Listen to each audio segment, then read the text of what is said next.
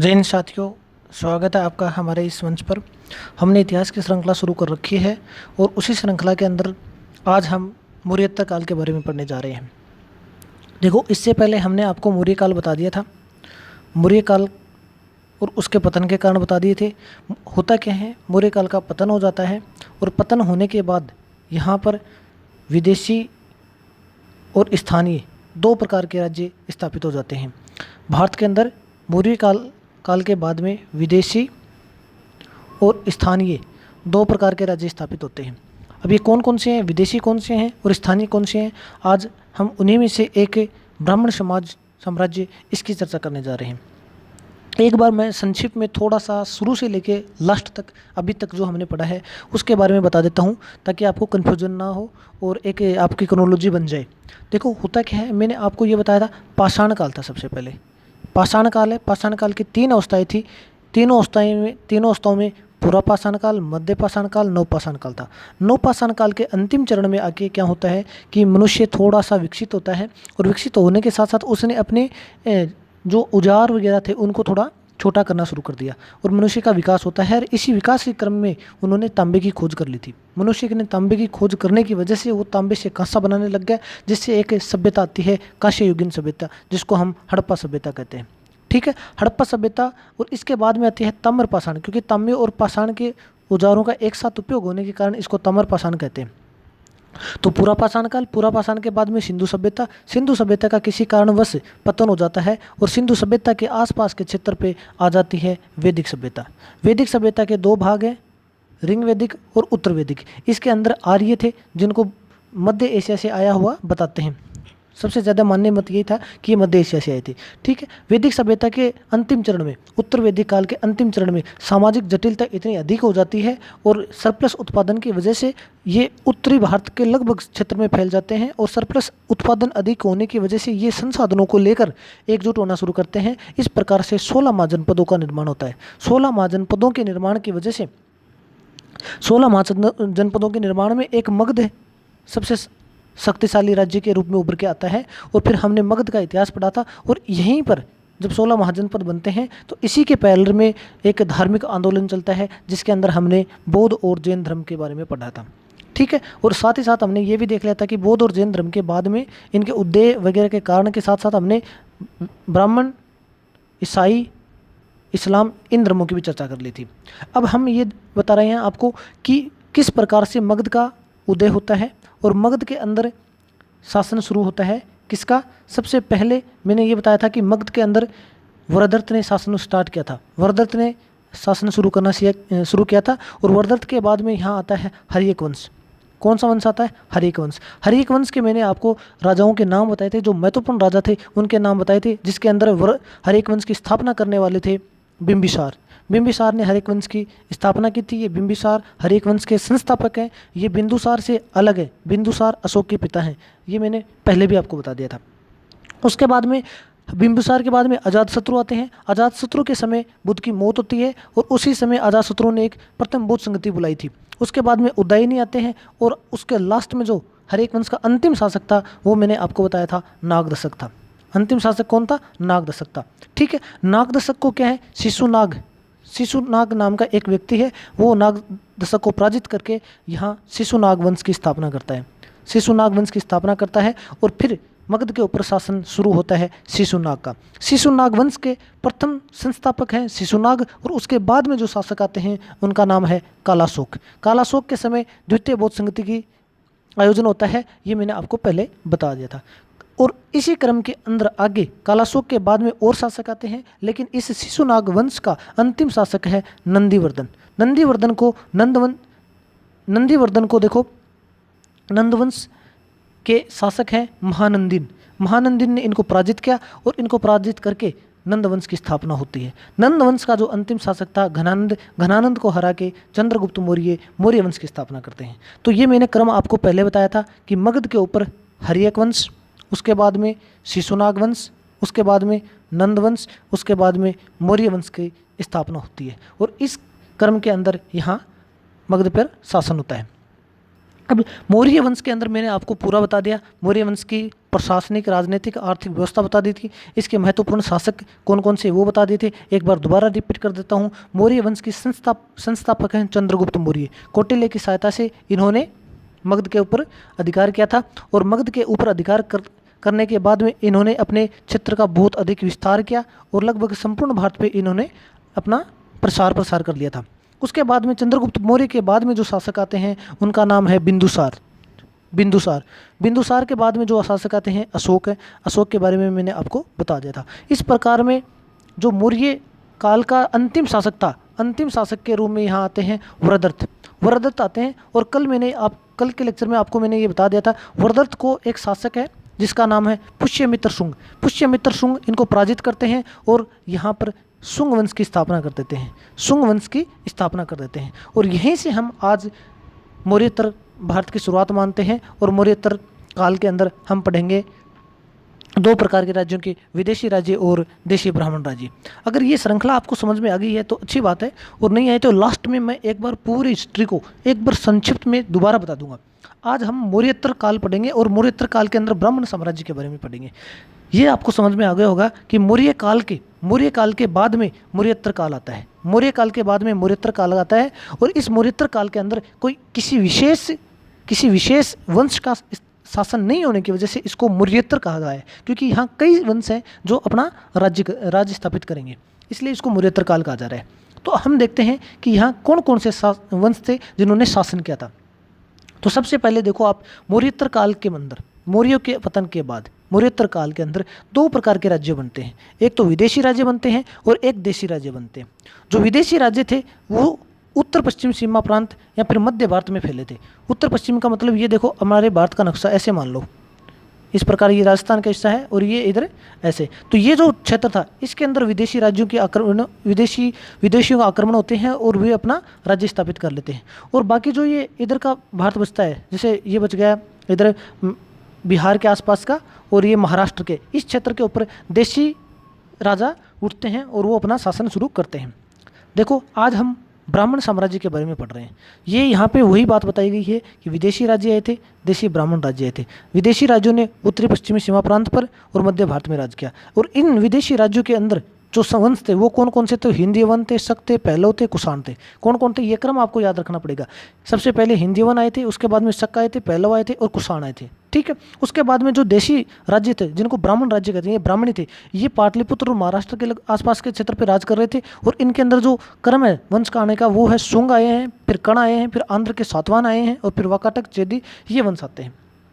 एक एक करके बारे में सभी के बारे में पढ़ना है। अब शुरू करते हैं हम अपने ब्राह्मण साम्राज्य के बारे में। देखो विदेशी को बाद में पढ़ेंगे, पहले देशी को पढ़ेंगे। मौर्य साम्राज्य के पतन के बाद पाटलिपुत्र और महाराष्ट्र के पास विकसित होने वाले राज्य हैं। इसके अंदर सबसे पहले शुंग वंश की स्थापना होती है। पुष्यमित्र शुंग ने शुंग वंश की स्थापना की है। अभी थोड़ी देर पहले मैंने बताया वरदत्त को हराकर पुष्यमित्र शुंग ने शुंग वंश की स्थापना की थी। उसके बाद में कण वंश आता है। कण वंश के जो संस्थापक हैं वो वासुदेव है। उसके बाद सातवाहन वंश आता है जिसके संस्थापक शिमुक है। और फिर वाकाटक वंश आता है जिसके संस्थापक विनय शक्ति हैं। हम एक एक करके पढ़ लेते हैं। शुंग, कर्ण, सातवाहन, वाकाटक, ये क्रम आपको याद रखना पड़ेगा। शुंग, कर्ण, सातवाहन, वाकाटक, शुंग, कर्ण, सातवाहन, शुंग, कर्ण, सातवाहन, ऐसे आप जैसे भी आपको याद रखना, ये क्रम आपको याद रखना पड़ेगा। शुंग वंश की बात करते हैं। शुंग वंश मूलतः उज्जैन के ब्राह्मण जाति थी। ये शुंग वंश कौन थे? ब्राह्मण जाति थी। और इसके अंदर जो संस्थापक है शुंग वंश का वो पुष्यमित्र शुंग है। उसके बाद में अग्निमित्र शासक बनता है, फिर वसुमित्र बनता है, भागभद्र बनता है, देवभूति बनते हैं। हम इनके जो महत्वपूर्ण काम है उनके बारे में पढ़ेंगे डिटेल से, हमें इनके बारे में कुछ ज़्यादा नहीं जानना है। तो एक बार शुरू कर लेते हैं। देखो सबसे पहले हम पुष्यमित्र शुंग के बारे में देखते हैं। पुष्यमित्र शुंग की बात आती है तो ये क्या करते हैं, मौर्य वंश के जो अंतिम शासक थे कौन थे? वरदत्त की हत्या करते हैं और मगध के ऊपर राज स्थापित करके शुंग वंश की नींव डालते हैं। ठीक है। इनकी जो राजधानी थी वो थी विदिशा। राजधानी क्या थी? विदिशा। और इन्होंने प्रमुख कार्य किए थे। इनके जो प्रमुख कार्य हैं वो कौन कौन से हैं? इन्होंने देखो 2 बार अश्वमेध यज्ञ किया था। जो 2 बार अश्वमेध यज्ञ किया था जिसके अंदर पुरोहित कौन थे? पतंजलि थे। तो ये क्वेश्चन पूछा जा सकता है पतंजलि किसके समकालीन थे? पुष्यमित्र शुंग के।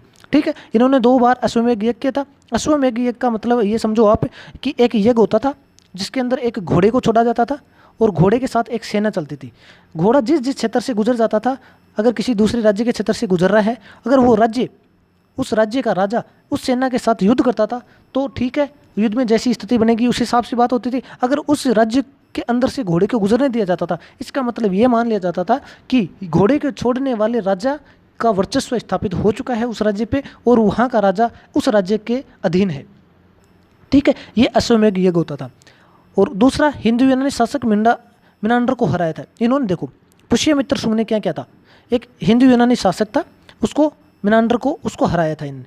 और इन्होंने सतना के ब्रूत में स्तूप का निर्माण करवाया था, वैदिक धर्म और संस्कृत का पुनरुत्थान करवाया था। सांची के स्तूप के अंदर वेदिका बनवाई थी इन्होंने, वेदिका का पुनर्निर्माण करवाया था। ये मैंने पहले भी जब आपको स्तूप पढ़ा रहा था उस टाइम बताया था कि वेदिका क्या होती है। वेदिका जो स्तूप के चारों तरफ एक रेलिंग टाइप की होती है उसको वेदिका बोलते हैं। तो सांची के स्तूप की जो रेलिंग थी, वेदिका थी, वो लकड़ी की थी जो अशोक ने बनवाई थी, और वो क्या होती है, खत्म हो जाती है, तब उसको लकड़ी के स्थान पर पत्थर की बनवाते हैं। कौन? पुष्यमित्र शुंग। पत्थर की कौन बनाते हैं? पुष्यमित्र शुंग बनते हैं। उसके बाद हम अन्य शुंग शासकों की बात करते हैं, वो कुछ ज़्यादा महत्वपूर्ण नहीं, एक दो पॉइंट जरूरी हैं, उन्हीं की बात करते हैं। इसके बाद पुष्यमित्र शुंग के बाद अग्निमित्र आते हैं। अग्निमित्र के देखो, अग्निमित्र के ऊपर एक नाटक लिखा है किसने? कालिदास ने, जिसके अंदर उसका नाम क्या है? मालविका अग्निमित्र। इस नाटक के अंदर मालविका और अग्निमित्र की क्या है? प्रेम कथा है, प्रेम कथा है। ये आपने देखा भी होगा, कालिदास का मालविका अग्निमित्र नाटक है। ठीक है, उसके बाद में भागभद्र है, यूनानी राजा एंटियोकोडिल्स के हेरोडोटस को अपना राजदूत बनाकर भेजा था, जिसने यहाँ भागवत धर्म को स्वीकार किया और विदिशा में भागवत वासुदेव के सम्मान में गुरु ध्वज की स्थापना की थी। कोई ज़्यादा महत्वपूर्ण बिंदु है नहीं। उसके बाद में देखते हैं देवभूत की बात करते हैं। देवभूत क्या होते हैं? शुंग वंश के अंतिम शासक हैं, शुंग वंश के अंतिम शासक हैं। और 73 बीसी के अंदर वासुदेव ने इनकी हत्या करके कर्ण वंश की स्थापना कर दी थी। देवभूति को कौन करते हैं? वासुदेव हराते हैं और इनकी हत्या करते हैं और कर्ण वंश की स्थापना शुरू कर देते हैं। और कर्ण वंश के जो संस्थापक हैं वो कौन है? वासुदेव है। और अंतिम शासक थे कर्ण वंश के, वो कौन है? सुशर्मा है। कौन है? सुशर्मा है। इस प्रकार से आपका कर्ण वंश खत्म होता है। अब मैंने ये देखो क्रम बता दिया, एक बार दोबारा बताता हूँ, जो महत्वपूर्ण बिंदु है उन्हीं की चर्चा कर रहे हैं। होता क्या है, मौर्योत्तर काल के अंदर महाराष्ट्र वाला क्षेत्र और ये पाटलिपुत्र वाला क्षेत्र, इसके अंदर देशी शासकों ने राज शुरू कर दिया, देशी शासकों ने राज शुरू कर दिया, जिसके अंदर सबसे पहले शुंग वंश आता है। शुंग वंश आता है। शुंग वंश का पतन करके यहाँ कौन आता है? कर्ण वंश आता है। शुंग वंश का पतन करके कर्ण वंश आता है। और कर्ण वंश का जो संस्थापक था वो था वसुदेव। कौन था? वासुदेव या वसुदेव, कोई किताबों में वसुदेव भी मिल जाएगा आपको। ठीक है, उसके बाद में क्या होता है? कर्ण वंश का जो अंतिम शासक है वो है सुशर्मन। कौन है? सुशर्मन। और सुशर्मन को सातवाहन वंश के शासक सिमुन ने हरा के सातवाहन वंश की स्थापना की जाती है यहाँ पे। ठीक है, ये सब स्थानीय हैं। कौन? शुंग वंश वाले स्थानीय हैं, कर्ण वंश वाले, सातवाहन, ये सब स्थानीय हैं। और यहीं पे इस साइड में जो पश्चिमी भारत है, इन्हीं के समकालीन, इन्हीं के टाइम पे यहाँ पर विदेशियों के भी आक्रमण होते हैं और विदेशी राज्य भी स्थापित होते हैं। उनकी हम चर्चा थोड़ी देर बाद में करने वाले हैं। ठीक है, तो अब हम यहाँ पहुँच गए हैं सातवाहन वंश के ऊपर। हम कहाँ पहुँच गए हैं? सातवाहन वंश के ऊपर। अब सातवाहन वंश की चर्चा करते हैं और सातवाहन के अंदर कौन कौन से महत्वपूर्ण शासक हुए हैं उनकी चर्चा कर लेते हैं। देखो, सातवाहन वंश का जो संस्थापक है वो है सिमुक है। उसके बाद में जो शासक आता है वो सातकर्णी प्रथम है, और फिर हाल आता है। हाल के बाद में गौतमी पुत्र सातकर्णी आते हैं। उसके बाद में वशिष्ठी पुत्र पुलवामी आते हैं और यक्षश्री पुलवामी आते हैं। उसके बाद में पुलवामी चतुर्थ आते हैं। इनके जो महत्वपूर्ण बिंदु हैं उनकी चर्चा कर लेते हैं। ठीक है, देखो परिचय बता देते हैं। संस्थापक कौन है सातवाहन वंश का? सिमुक है। कौन है? सिमुक है। इनका जो एरिया कौन सा था? महाराष्ट्र और आंध्र प्रदेश वालों। ध्यान रखना है, भारत पर सर्वाधिक समय तक शासन करने वाला प्रथम राजवंश है ये। सातवाहन भारत पर सबसे ज़्यादा लंबे समय तक शासन करता है, लगभग 280 वर्ष तक करता है। पुराणों के अंदर इनको आंध्र कहा गया है, और अभिलेख में इनको सातवाहन कहा गया है, इसलिए इनको आंध्र सातवाहन भी कह देते हैं। ठीक है, मत्स्य पुराण की बात करें तो ये मत्स्य पुराण सबसे पुराना है और मत्स्य पुराण के अंदर सातवाहनों की वंशावली दी गई है। मत्स्य पुराण में सातवाहनों की वंशावली दी गई है। इनकी राजधानी बात करें तो प्रतिष्ठान इनकी राजधानी थी, जो महाराष्ट्र औरंगाबाद में पड़ती है। इनकी जो राजकीय भाषा थी वो कौन सी थी? प्राकृत थी। और लिपि ब्राह्मी लिपि थी। तो सातवाहनों की फिर से एक बार देख लो। संस्थापक सिमुक है। क्षेत्र महाराष्ट्र और आंध्र प्रदेश वाला ये जो क्षेत्र है, यहाँ पे इनका शासन था। पुराणों में इनको आंध्र कहा गया है, ये क्वेश्चन पूछा हुआ है। पुराणों में आंध्र कहा गया है सातवाहनों को, और अभिलेख में सातवाहन इसलिए इनको आंध्र सातवाहन भी कह देते हैं। मत्स्य पुराण में इनकी वंशावली दी गई है। राजधानी इनकी प्रतिष्ठान थी। भाषा इनकी प्राकृत थी। लिपि इनकी ब्राह्मी लिपि थी। लिपि इनकी ब्राह्मी लिपि थी। उसके बाद में आगे चलते हैं सातकर्णी के ऊपर। देखो सातकर्णी ने नागनिका से विवाह किया था।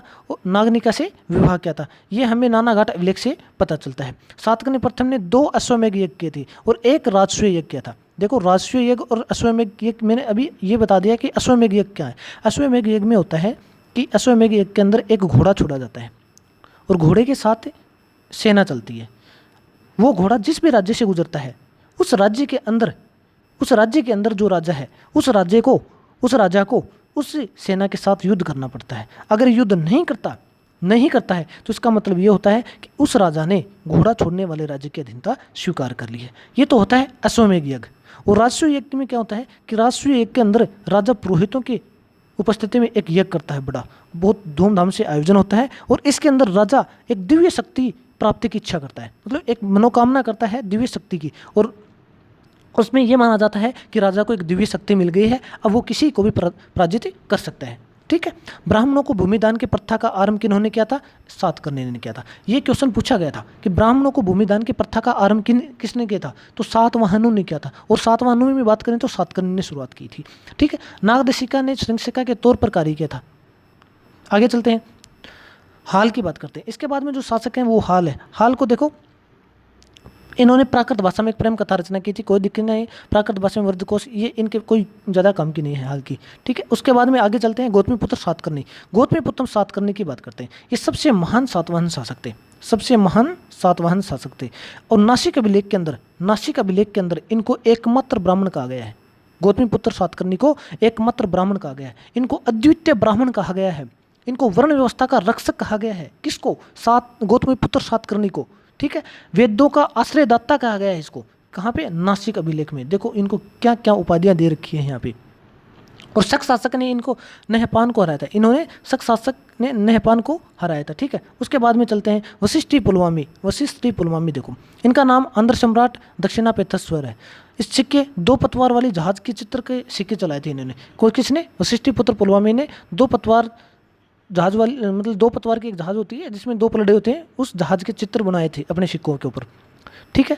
उसके बाद में थोड़ा और आगे चलते हैं तो अन्य सातवाहन शासकों की बात करते हैं। अन्य सातवाहन शासकों के अंदर हम यज्ञश्री सातकर्णी की बात करते हैं। यज्ञश्री सातकर्णी की, और ये अंतिम शक्तिशाली शासक था।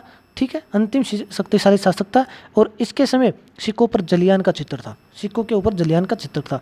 पुलवामा चतुर्थ अंतिम शासक है, और इस समय इनका विघटन हो जाता है। सातवाहन वंश का विघटन हो जाता है, और सातवाहनों का जो क्षेत्र था उसका भी विघटन हो जाता है। विघटन होने के बाद में जो विदर्भ वाला क्षेत्र था वहाँ पे वाकाटक वंश अपना राज्य स्थापित कर लेते हैं। दक्षिणी महाराष्ट्र के अंदर आभीर वंश अपने राज्य को स्थापित कर लेते हैं। आंध्र प्रदेश में इक्ष्वाकु आ जाते हैं, और कर्नाटक में कदम वंश आ जाता है।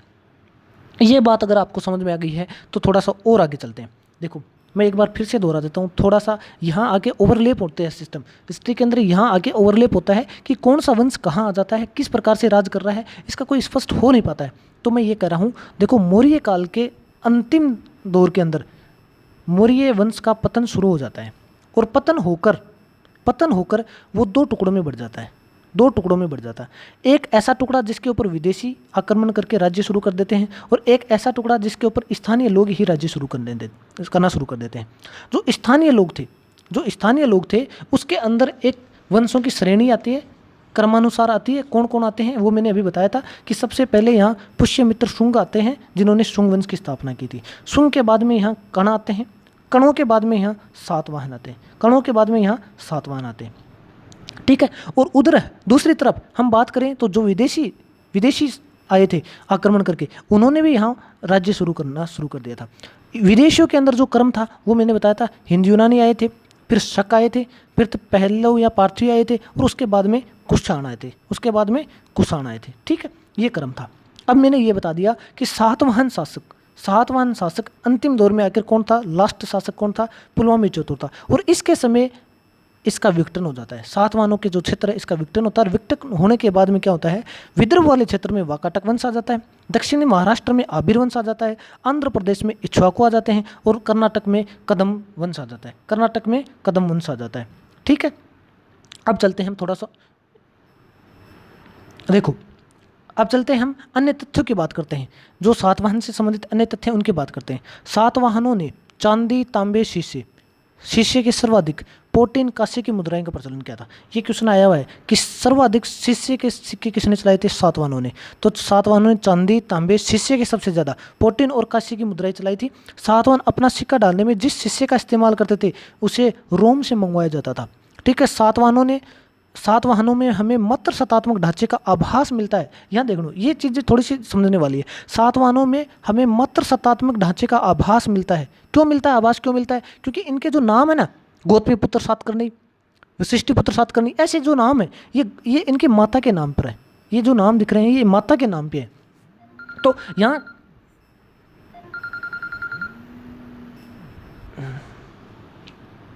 जो गौतमीपुत्र सातकर्णी है, एक मिनट, कॉल आ गया था बीच में,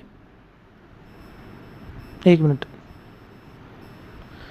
चलो शुरू करते हैं। जो गौतमीपुत्र सातकर्णी है, इनके नाम से ऐसे लगता है कि ये माता के नाम पे चल रहे हैं, इसलिए हमें ये लगता है कि सातवाहनों में मात्र सतात्मक ढांचा था। लेकिन राजाओं के नाम उनकी माताओं के नाम पर रखने की प्रथा थी, फिर भी जैसे गौतमीपुत्र, वशिष्ठ, ये मैंने बता दिया पहले, लेकिन फिर भी सातवाहन पितृ सतात्मक समाज था। ये पितृ सतात्मक था क्योंकि राज सिंहासन का जो उत्तराधिकारी था वो पुत्र ही होता था, इसलिए ये पितृ सतात्मक समाज था। कई बार क्वेश्चन आ जाता है, और आया हुआ भी क्वेश्चन है कि सातवाहन मात्र सतात्मक था, पितृ सतात्मक था। तो मात्र सतात्मक होने का आभास है क्योंकि उनके राजाओं के नाम माता के आधार पे है, लेकिन ये वास्तव में था क्या, पितृ सतात्मक समाज था, पितृ सतात्मक समाज था। आगे और चर्चा करें तो सातवाहन शासकों ने ग्रामीण क्षेत्रों में प्रशासन का काम गोलमिक को सौंपा था। जो गांवों में प्रशासन देखता था वो कौन था, गोलमिक था। सातकर्णी व अन्य सभी सातवाहन शासक दक्षिणापथ में स्वामी कहे जाते थे। सातवाहन राज्य में उत्तर और दक्षिण भारत के बीच में सेतु का काम किया था। सातवाहनों की महत्वपूर्ण स्थापत्य कृति कौन सी थी, कार्ले का चित्ते, अजंता, एलोरा की गुफाएं का निर्माण और अमरावती कला का विकास। अमरावती कला का विकास करने वाले सातवाहन ही थे। ठीक है, ये इनके रख सकते। उसके बाद में वाकाटक वंश है। वाकाटक वंश को हम थोड़ी देर बाद में देखेंगे, अगले वीडियो में देखेंगे। इस वीडियो के अंदर हम इतना ही करेंगे, आगे फिर शुरू करते हैं। हमारी जल्दी सी एक वीडियो आने वाला है जिसके अंदर वाकाटक वंश और जो विदेशी शासक थे उनकी चर्चा कर लेंगे। धन्यवाद। अगर आपको ये श्रेणी समझ में आ रही है, पसंद आ रही है तो इसको लाइक कर देना, शेयर कर देना, सब्सक्राइब कर देना। धन्यवाद।